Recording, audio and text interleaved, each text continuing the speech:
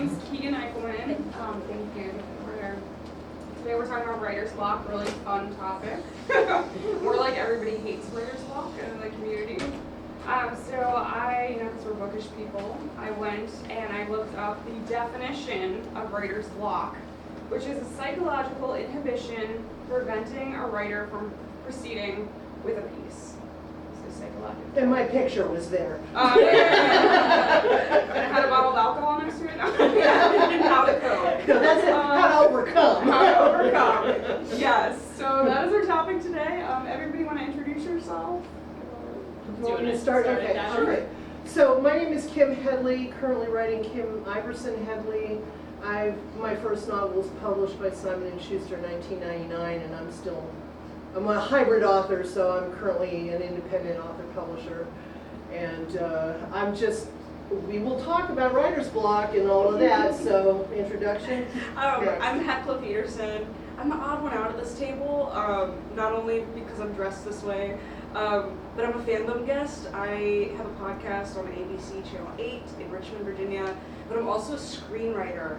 And my most recent film that's about to come out is actually all about the mental health issues with writer block. So I've had a rough study with writer's block recently. Pick me. I can't believe it's a psychological thriller. So okay.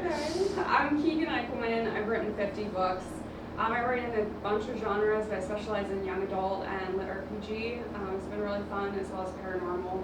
I'm just having fun with it, and I also work with a lot of authors for designing book covers, graphics in their novels, and really just any way I can help out, because I did I started at the beginning and I did every element of self-publishing myself, so I've really learned the ropes really well, and then I'm also traditionally published as well.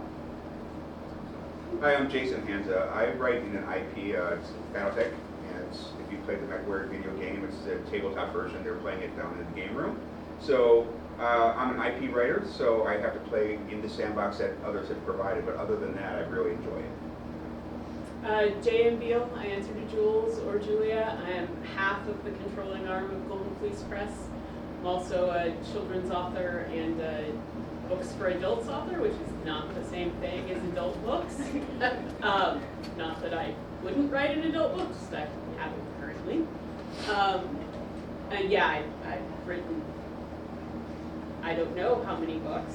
I haven't counted recently, but I have about 7 or 8 published.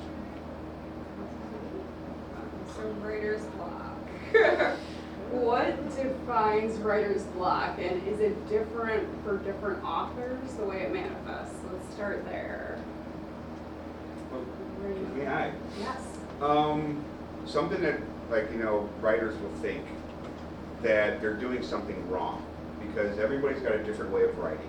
I've got a buddy that writes every day. He has for 10 years, which means he writes at Christmas. He writes on his son's birthday.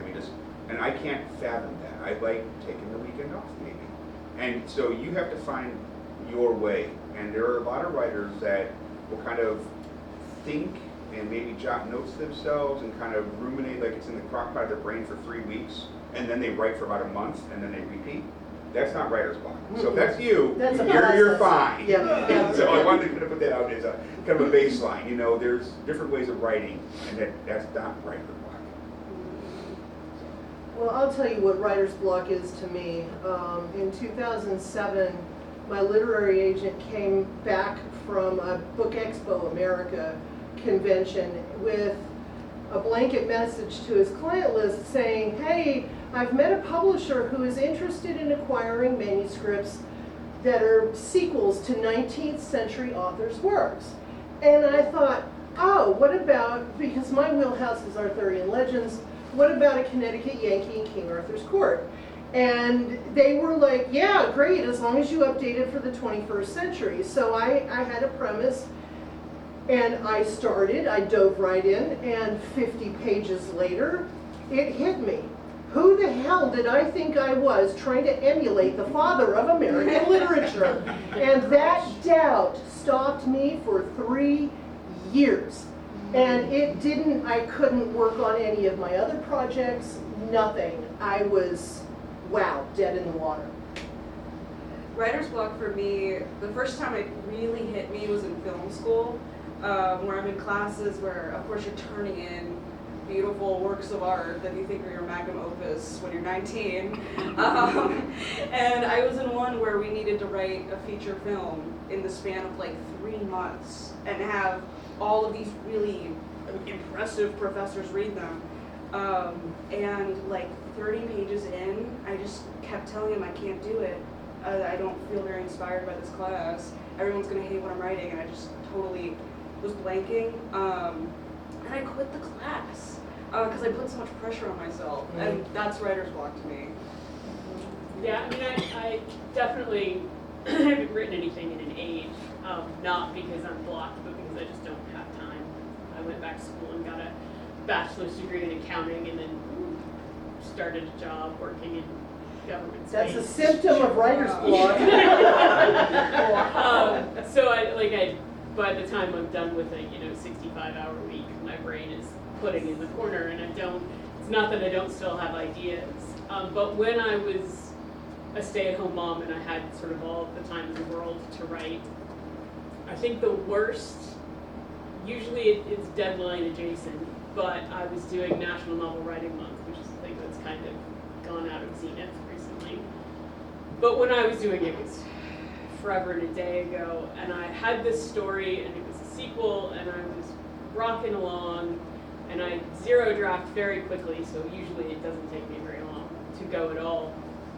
And I was writing, and I finished a scene, and I stared at it, and I was like, there is literally no reason for the rest of this book to happen. Like, I have done a thing. They spoke to each other and resolved all their issues. Yeah, I have done a thing, and now none of the rest of the plot that I had needed to happen, but I liked the thing that I had done, so I couldn't make myself like shuttle it off to the side and pretend it hadn't happened. I was like, no, that can stay.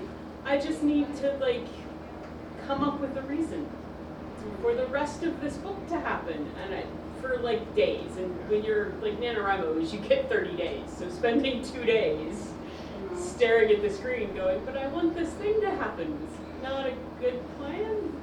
But eventually you just had to kill your darlings, eke back that half a chapter. Suck it up, buttercup. Yeah, eke back that half a chapter and be like, no, clearly wherever I wanted the story to go was not where it needed to be going. And follow the story. When I've had writer's block in the past, it's really been a couple of things. One of which, it was life. I come back from a deployment and I went from one toxic box right to another toxic box. So about 2 to 3 years of just unrelenting assholery. And I couldn't really write for about 2 more years, 3 more years until I just kind of got back into where I was okay.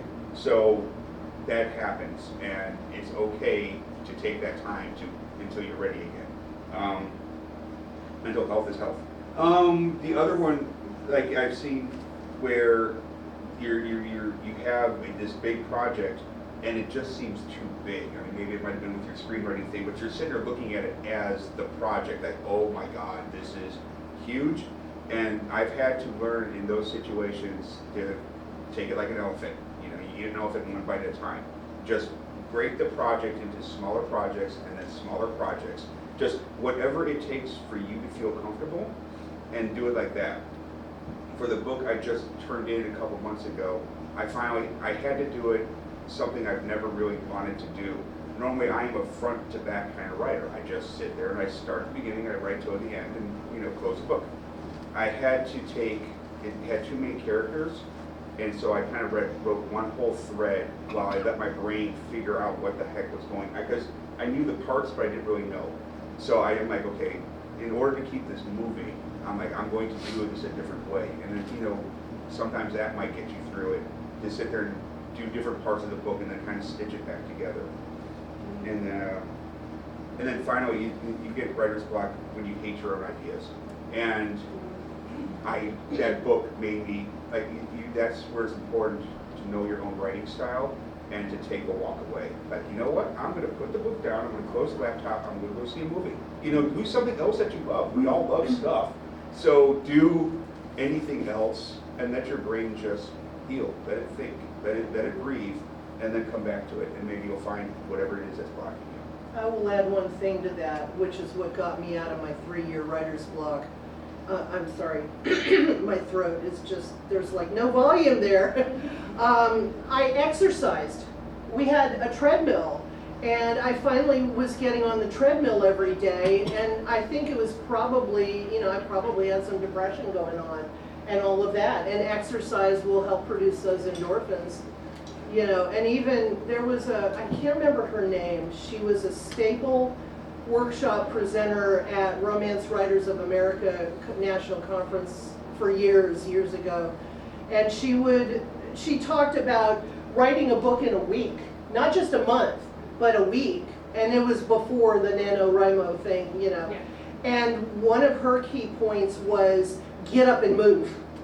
During the week, make all your meals ahead of time so you're not having to cook, but get up and take a walk around the block or something as you're working on this, and you can get it done. Exercise is important to the brain. It is. It's so. For me, it's really, I think of writer's block and burnout as very similar. Because for me, I like to do everything, and I'm a creative explosion, and I'm going in a million directions. And so there's days where you just don't feel it, and people immediately say something's wrong with me. I'm not being creative, I'm not being myself. But it's because you're not actually being yourself. You are thinking you have to get something done, you're on a deadline, you're pushing it. And I think it's just when we step back and we kind of do something that we enjoy, take a nap, maybe you're exhausted. It's not always like just writer's block, it's just you're not able to be yourself, so your work isn't able to be you either.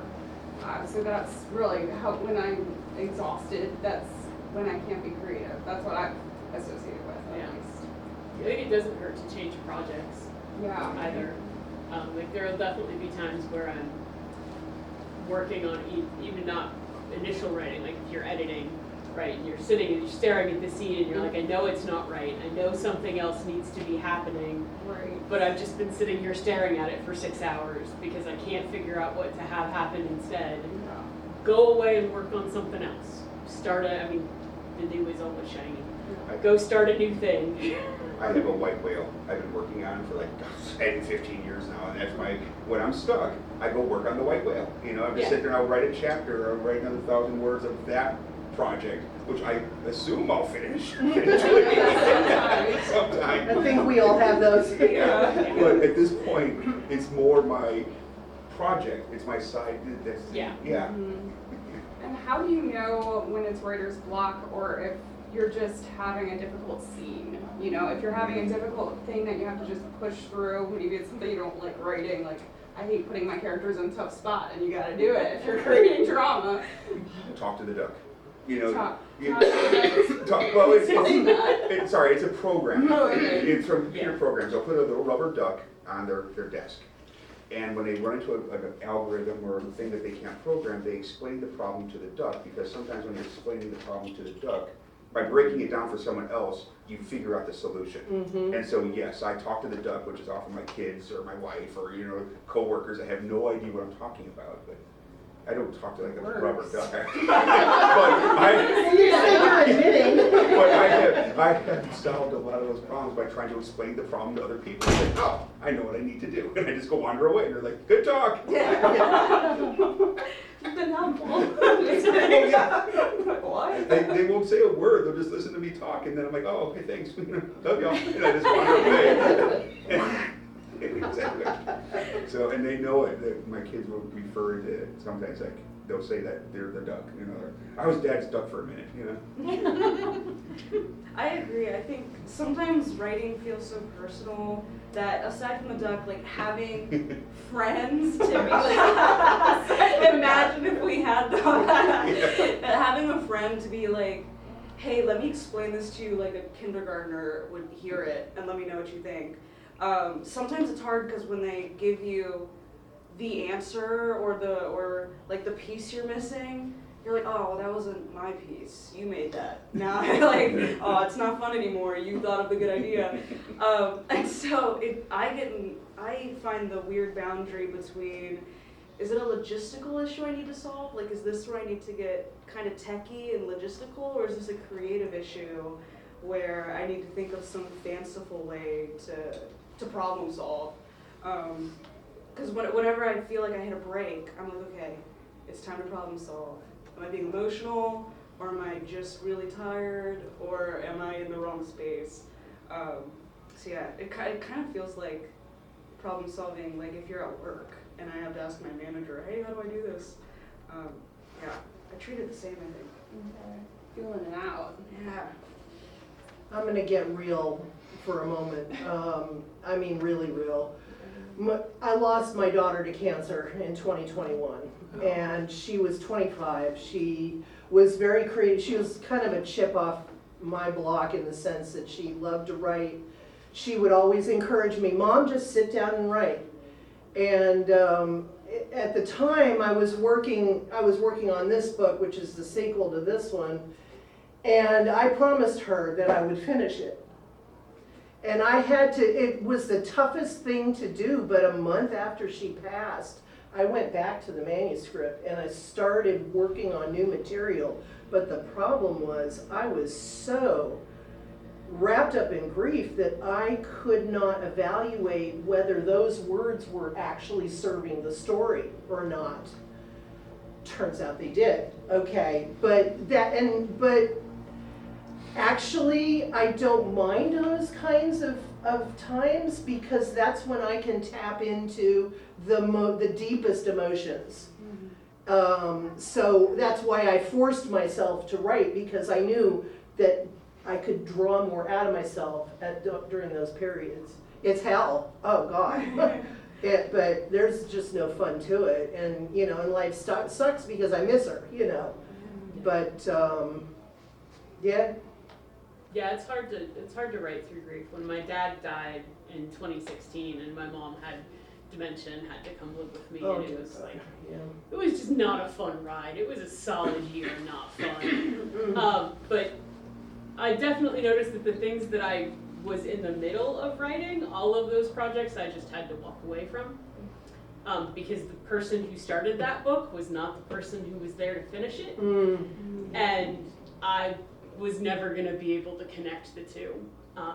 And maybe someday, like there were some really great ideas there, and maybe someday I'll be in a place where I can go back and I can revisit those worlds and finish that book, but I definitely had to just walk away from some things because the way I looked at the world wasn't the same anymore. If you listen to yourself, you will know what to do. Yeah. And you listened to yourself, you knew you had to step away. Me, I had to keep going, I had to push through. So. It's kind of a gut thing sometimes. Like you just have to learn to trust yourself, because the creative process, you're going off this inspiration, and a lot of times we think it should always be there, but if it's not there, then you got to figure out, am I headed in the wrong direction? Is something off with me? Is there just a lot of life right now, and I need to focus on something else? And it's not you most of the time. You need to figure out something. It's not your. Let me rephrase that. It's not your creative stories just disappeared, or it's never gonna come back again. Because it can feel like that. Like, who am I without my books, or who am I without my writing?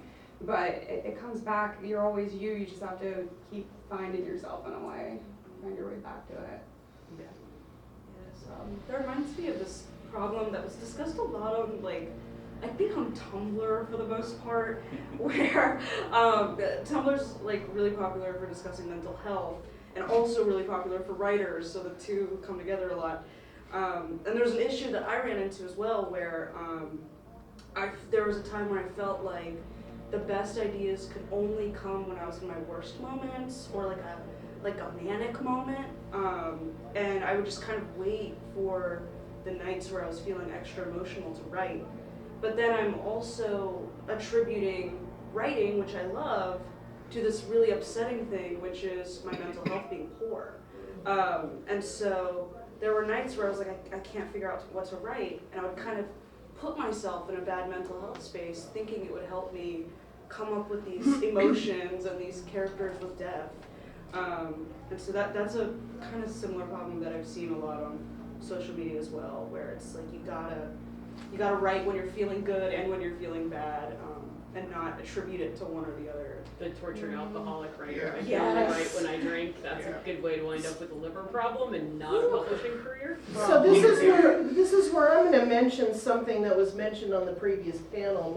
My roommate Rowan Worth mentioned a book by Julia Cameron called The Artist's Way. And I think I came in the middle of that discussion, but she was talking about how it's recommended to, when you get up in the morning, have a notebook next to your bed, get up and just write 2 or 3 pages longhand of whatever concerns you've woken up with. And it's a way of kind of blowing your nose for the day, you know, clearing the cobwebs. And maybe that can help put you in a better creative mood for the rest of the day. Love that. I think there's definitely an attitude thing, particularly when you're new at this. Like I've been at this so long, I'm not new at it anymore. But when you're new at it, I'm in doing NaNoWriMo, I dealt with a lot of like first-time writers, like people who were amateurs because that was supposed to be an amateur space. That was the entire point of it. And you would get a lot of people who would get blocked because they had this idea in their head of being an author, of having a published book, but no part of that was being a writer. And there's a difference. I've seen that a lot. That makes a lot of sense. Like if you're a writer, you're gonna do this whether it gets published or not. Like Right. that is the way that That's you right. interact with the world, that is the way you tell stories. If nobody ever read my writing for the rest of my life, I would still write. Like that is the way my brain wants to spend downtime. So but I know a lot of people who were like, oh, I had this really great book idea, and I'm gonna write this book, and then they don't have the tools to write that book. How do I because write they've this never- book? Right, because they've never written anything. So yeah, I definitely feel like there are people who back themselves into a corner because they want to be an author. Right. They don't want to be a writer. That's a lot of pressure. Writers have to work. Yeah. It's a second job, is what I tell Yeah. you, you know. When you want to be a writer, you've chosen to do homework for the rest of your life. Oh my gosh. Well, let's give like our best tips for getting rid of writer's block. Mix it up. I'm Yeah, sorry. you just go ahead. Well, I think a lot of us have already kind of hit it, which is figure out why you're having the writer's block. Sometimes you are not in the right spot to write, and that's okay, walk away. Sometimes you're just exhausted, or you just need to get up and move around. Do that. Or sometimes the scene is really rough, and you actually have kind of a plot device. Well, walk away or talk it out. It's identify why you're breaking, and work that. You know, because you generally, like everybody has said, there's a reason, there's a fundamental reason that it's happening. And once you identify that and do the best that you can to fix it, then hopefully you can move forward. Yeah. Don't play through the pain. For sure. I have like a weird thing that I call plotter's block instead of writer's block, where I was still writing, like I was still generating words, but I started with what was supposed to be a standalone book, and then I was about 3/4 of the way through the book, and I was like, no, this is a trilogy, which is fair, because my brain thinks in trilogies. Then I got like 3/4 of the way through book 2, and suddenly we were looking at a 5-book series. And then I got book 3, and it was like a 7-book series. And I'm like, all right, I clearly don't know what I'm doing. Like, and I don't know what story I'm actually trying to tell. So maybe I need to put this away for a while. That's what I call toilet paper fantasy. Cut off to convenient lengths. Yeah, and just let it sit. Because yeah, you can definitely, and I think there's also it's a knowing yourself thing, but learning when your writer's block is a symptom of world builder's disease, when your writer's block is a symptom of a crisis of confidence, when it's like there are all kinds of different things that'll stop you up, and you just have to sort of, I mean, writers are supposed to be really good at sitting quietly with ourselves, right? I mean, that's kind of what we do. Maybe we generate other voices to pretend that that's not what we're doing. But yeah, you just kind of have to learn what your process is and also what your process is trying to tell you. And accept the idea that your process is the right process for you. Yes. You know, you cannot hold yourself up to any other writers because everybody has their own way of approaching it. 100%. And like the thing you suggested about waking up and sitting and writing all the concerns for the day, no, that'd be horrible for me. Like, oh, this is what's going to start me. Like, I don't want to start the day stressed. But then the idea is you write it down and put it away. No. You know, you Hold put on for out me. and, yeah. It's okay to say it won't work. I have some share some practical tips that I've used, and maybe it would help shake it up if you guys ever feel stuck. So I'm a very action-based writer. I love to be in the scene, in the that's what gets me going. So just how when you read a book, you get to that end page of the chapter and there's a cliffhanger and you have to go into the next chapter. I stop my writing on a cliffhanger, so then I have to go back and I have to do something, and that's really worked for me. I love that kind of process. I also, I've written a lot of books quickly as well, so I'm generating a lot of words, obviously. So a game I would kind of play with myself was, if I can write one word more than I wrote yesterday, I'm doing awesome. So I gave myself a little challenge, even if I started at 300 words, 301 the next day. And maybe I'm having a stellar day and I'm at 3,000, then I try to just up it until you fall off the ladder and you start over. So there's just some fun little tricks to just kind of get that creativity flowing again if you get stuck. But you'll learn from yourself. That's the most important part. Learn how to motivate yourself, because it's all individual. And learning how to trust yourself is key in trusting your instincts. One thing that really helps me is going back to a media that I remember inspired me to write in the past. Often if I'm looking at sci-fi, it might be something as simple as watching Meet the Robinsons that night, so that I have that childhood feeling of, wow, the world's my oyster again. It really helps me to just feel some childish joy about it. I get really good writing juice out of mediocre movies. Yes. Because that they had a really great idea and then they just absolutely did not stick the landing. And I can come up with 6 different things we could have done that would have been better. Yeah. And that's a good way to You sound like my husband. get the juices flowing. There are 1.5 million different options that people will give you online about what you should be doing. Definitely find the ones that work for you. Be prepared for when they don't work, for them to spectacularly not work. I definitely used to try to do the thing where you stopped the scene in the middle so that you would be ready to go. Nope, it does not work for me. I plot really intensely, because if I don't, I won't make it through the middle of the book. Well, I think I've heard of this. I should get some. But I can do that because I'm not actually attached to what I said the ending was going to be. That can change at any given point in time. But if I don't have a direction in mind, we won't go anywhere. There's just, you have to do enough of it to learn the things that work for you. You guys want to talk about self-doubt, because that was brought up a couple times. And I feel like when, especially you're working on your first kind of work, there's a lot of comparison, and there's a lot of doubting yourself and doubting your process, and how do you kind of battle that, or what tips would you give first-time authors as they're working? Boobs. It's gonna come up soon. You know what I heard though? I heard boobs. That's a new I'm not saying no. She said it. But I'm not arguing. Sorry. We're going there. Come back in 3 hours for the spice seed rehearsal. Okay, you know. So when I was working on this book I started writing in 1989, and it was published 10 years later, almost to the day. And I was a brand new, out of the mint in box newbie writer, didn't know what in the world I was doing. I was seat of the pants writing.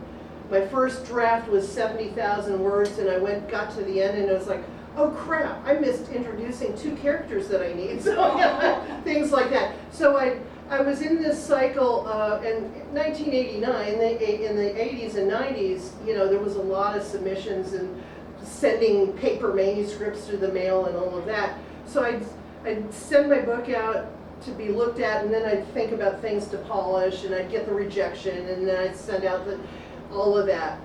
And where was I going with that? I don't know. Self-doubt. Self-doubt. Okay, so, and then in those days, I heard, maybe it was Stephen King or somebody recommended that you actually put down your manuscript for a year and don't look at it at all for a year. And I was like, oh, screw that. I'm just gonna, you know. So, but then I finally got to a point where I did put it aside for a year. And where the self-doubt issue came in was, I got a recommendation of another publisher to send it to, and I pulled it out after a year, fully expecting it to sound stupid. But I was pleasantly surprised that it wasn't, that it was, you know. So yeah, and then a year or 2 later, it finally got a home at Simon & Schuster. But you know, self-doubt is a killer. Oh my God. Yeah, that's like death to your muse, you know. Yeah, it'll eat you alive if you let it. You just have to trust yourself. And especially, that comes, I don't know, right around that 60 to 75% of the book when you're deep in it. And that's the point where you're past the halfway mark, but you know the exit's out there somewhere, but you've got a lot to do, and you know like the biggest parts of the book are coming. And that's when your self-doubt really starts getting you, and that's where you just have to trust like your outline or whatever you wrote down. Trust past you. Past you had a plan. Past you wasn't stressed. Past you wasn't deep in it. You know, past you had figured this all out, and you have to trust yourself. You have to trust you of the past to keep going. And maybe that sounds dumb, but really, when you start a project, you have a lot more clear-eyed vision until then, because then once you're in it, you're in the knife fight. You're just cranking out the words and cranking out the words, and you have to trust that you had a plan, and trust in yourself.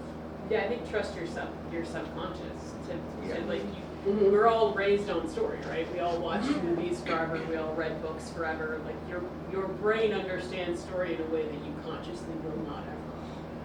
So I think there's a point in the process where you have to trust your subconscious to be able to finish that book. Don't trust it to edit because it's bad at it, but trust it to finish the book. In screenwriting, self-doubt is such a monster because I know if someone likes this script, a bunch of actors are going to need to live it, and a director is going to need to know exactly what to do with it. And so the idea that someone could take my baby and turn it into something different fills me with a lot of doubt. A lot. But I think my sentiment is the stereotypical idea that you're the only one who can tell the story. That one's really important to me because I'm like, well, someone might resonate with this, and if you don't put it out, no one will resonate with it. Right. One person to resonate with it is way better than 10 people who hate it. So I would prefer one person who likes it and 10 people who hate it to no story at all. Actually, the worst are the people that are neutral about it. Because at least if you hate the book, you're resonating with it. It's just negative resonance. True. Yeah. For me, I try to rephrase the self-doubt and make things that you're putting too much pressure on yourself, really, when you're doing all the comparisons and everything like that. So I try to make it more approachable. It's like, you know, I was just like, how can I take it back to being a kid and writing for fun like I used to, you know? And I still do. How do you make it less serious and more, because we read for fun. That's, you know, you want someone to enjoy it, so you have to enjoy it first. And so I just try to take it back to that point. Where am I having fun again? How am I making this fun? Because if it's fun for me, it's going to be fun for someone else. And when I'm sitting there in my head stewing and freaking out, it's not conductive to anybody. So if you make it just like a little bit easier on yourself, just take a breath, take a moment, and just remember what you do it for. And hopefully it's because you love it, and You would still do it if the world was falling apart, which, Yeah. you would still write, and I think that's the most important part. Yeah, and for sure listen to people that you, like people who have publishing careers that you enjoy. We'll also talk about imposter syndrome because it turns out that all of us have imposter syndrome. It's a little worse if you're female presenting, just because we're ingrained to internalize more of that. But I think it's universal. I think everybody gets imposter syndrome. Like there's that little voice in the back of your head that's like, you're pretending, you're not actually, like the spoiler alert is everyone is pretending. Yeah. It is so easy to compare yourself to other people, and you don't go down that path. Don't fall into that trap. I have a friend, like I said, one that writes every day. I don't do that. I've got another buddy who can write 10,000 words in 3 days. Because he's a machine, I don't know, he just swaps out batteries or something. That's not my path. He writes totally different from me. And that's the other thing, is you have to know you and sit there and say, yes, Rusty does this, but I do that. And people like my stuff, people like so yeah, the imposter syndrome is real, so just fight yourself. Fight evil you. And win. Yes, and win. Question and answer, anybody, please? A couple of you mentioned empathy, writing with empathy. Does writing with empathy gut you sometimes so you can't write? Because if you put yourself in the place of characters you just did awful shit to, does that stop you? No. What stops me, Doesn't sound bad. Sorry. what stops me is knowing I have to put a character into a very, very terrible situation that I really don't want to write about. Basically, she gets raped.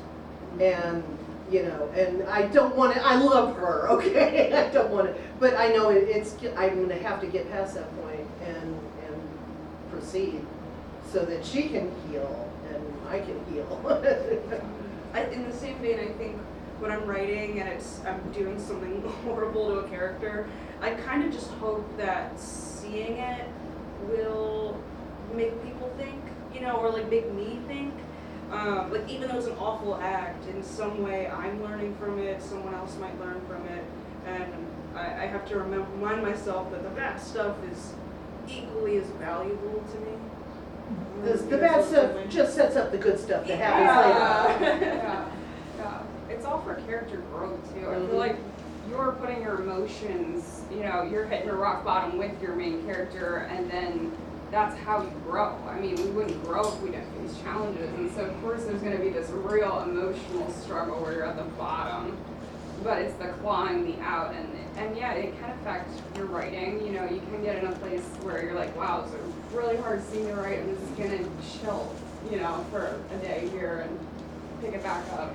But I think that's really what makes your story powerful too. I think you also get the psychological thing where you can't tickle yourself because your brain always knows what's happening. There's a limit to how empathetically you can get into your character because you're still the one in the driver's seat. But you can definitely twig it. That's definitely more how I am, right? Because I kind of know what's coming up. So yeah, you can't do this. Yeah. But there have been moments where I gutted myself. I didn't mean to. I was just kind of in the flow, and I was in the moment. I was sitting there, and then I just wrote something like, "Ouch," And the book I just turned in, I knew the scene was coming, so I saved it to be the last thing I wrote. Like I said, I was writing out of order. I'm like, okay, I'm gonna save this, and it was like I read military sci-fi, so this was one of those. If you're reading this, I'm dead. Letters, and obviously she's reading it. So I'm like, okay, so I finished the entire rest of the book. I came back to this scene, and I put it on Taylor's, 10-minute version, and I sat there and wrote, and by the time the song was over, I just put myself into, what would I write? And then I walked away. That was the only thing, that was like the last thing I wrote that day. Like normally I'll write for a couple hours, I wrote only like 45 minutes, but like 10 of it was during, all too well. So yeah, but for the most part, I'm like you described, of where I can kind of have some of that detachment because I'm actually doing the physical writing, and when you consider backspacing a bunch of times because you're misspelling, it's hard. That takes you out of it. Exactly. I've definitely done the thing where I was in the zone and Yeah. I think it was this book, it's not meant to be horror. I definitely like crossed the line in how scary it was and didn't realize I was doing it until I'd done it because I creeped myself out. Nice. I was There you sitting go. in the basement by myself writing and there's a whole room behind me and I was like, yeah, I'm gonna go upstairs and sit on the Maybe you can tickle yourself. I think there was another question Yeah, about sure. So, I was wondering if any of you have experienced being stuck by perfectionism. I know you've kind of talked about it with some imposter syndrome and some self-doubt, but I was curious about if any of you kind of struggle with perfectionism. I know there is the editing process, but for me, like sometimes I'm like, I don't want to have to edit. I want this to be perfect now. I'm that same exact way. And the hardest thing, and all of my professors told me to do this, and I was like, you're crazy. I can't do that. Who does that? And it was that every time I wrote a page, I would read it back, make sure it makes sense, make sure it's exactly how I want it. Because in my mind, I couldn't move forward until step 1 was perfect, because then what if step 1, step 2, and step 3 don't match at all? And so what got me through it was kind of what people have said, where, you know when people do like the brain splatter on the paper where they write every thought that they have? I had to kind of start thinking about my writing like that, where it's like, you just have to keep going, and it's gonna be fun when you go back and fix it. Like you might get a little adrenaline to go back and fix it, and now you feel really smart. But yeah, I had to stop rereading what I wrote because it was just atrocious. You want to write I mean, we definitely, this was in the context of yarn arts and not writing, but I was teaching a friend how to crochet, and she kept tapping the frog, which is where you rip it back, because she just wasn't getting it quite right, and it meant that she'd been on the same 2 inches of scarf for like 3 weeks, and I was like, at some point, don't let perfect be the enemy of done. Yeah, right.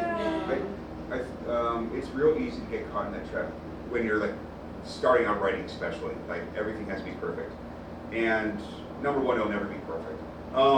But that's really hard to internalize. So what I learned is that writing is hard, editing is easy.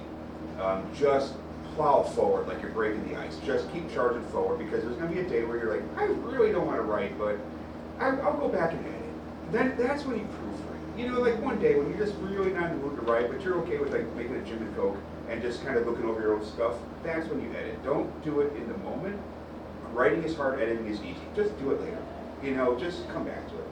Plus, Yeah. I think when you're writing a full story, it's not like a brick house where chapter 1 is the foundation. Like you can flip it on its side. Yep. Chapter 1 could be the messiest part, and it'll still be fine in the end. Chapter 1 might become chapter 3. Yeah. Sometimes I'll use editing as a way to get myself to move forward with the next scene too. Mhm. Is I'll go back and edit the previous scene, and then that sparks the wheels going. Yeah.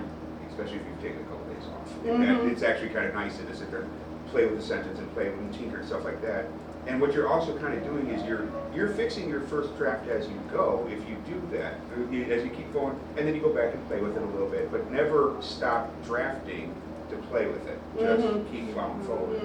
Yeah, I write straight through, but I understand that treadmill of wanting the perfection. So I actually save my editing for the very end, and that allows me to take a minute away from it, you know? Yeah. And when you look at it, then you can see more what you might need to fix versus if it's you just tackled that section and you're going back, or you might not know how it relates to the rest of the book too. So it kind of gives you that bird's eye view, especially if you're focused on perfectionism. If you tell yourself it's going to be a lot easier later, maybe you can get through the draft first and just kind of enjoy that process and not put so much stress on yourself. Did you have a question? I saw your hand go up. Anybody else? Yeah, I actually got a question. So, I'll be on. Oh my gosh. It has to. Do you all write in order, or do you like, you know, you write from like the first chapter to the last chapter, or do you just like go around places? I've already answered that, so. I think it super depends on an individual Okay. process. I have to go in order.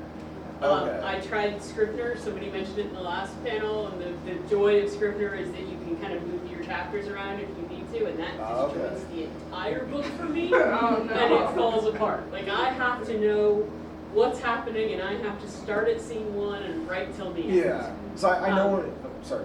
Yeah, go ahead. I was gonna say, so I know with filmmaking, they usually film out of order, and then Yeah. put it back. But that's because they have Why would they do everything in the that? script to go by. Yeah, that's also true. I can't even imagine being an actor and walking in on day 1, and they're like, okay, we're gonna film.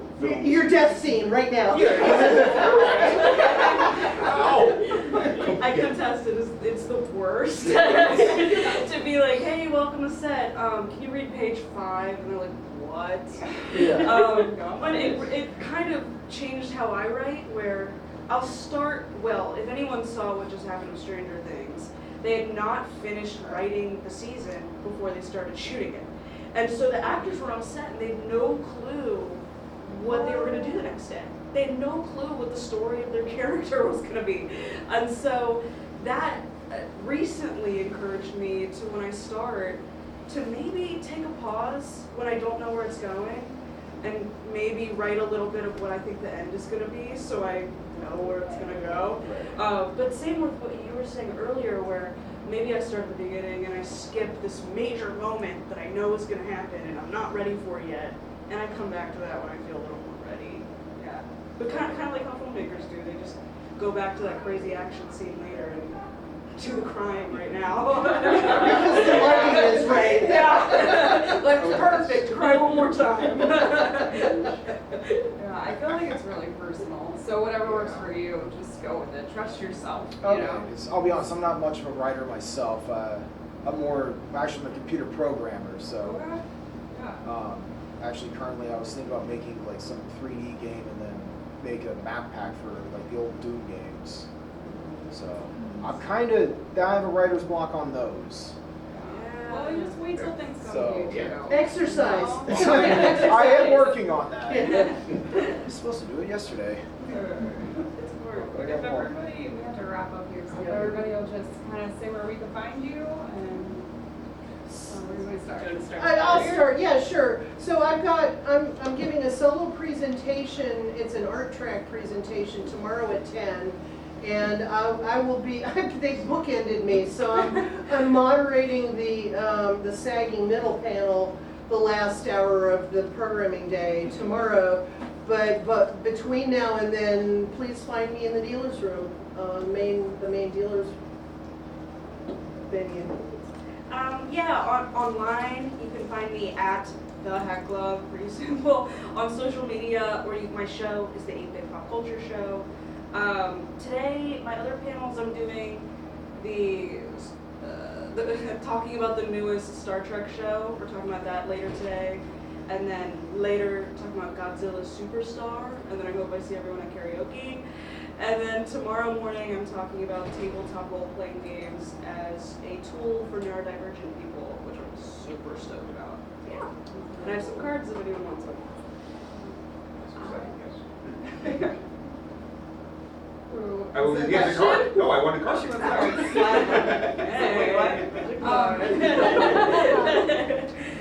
I am in the dealer's room. We're doing rubber duckies, but I'm the one with the rubber duckies. We're giving away free ebook, and you can take a prize on the table. So it's just really fun, just having a blast in there. I'm doing a lot of talks, so I need my little cheat sheet here.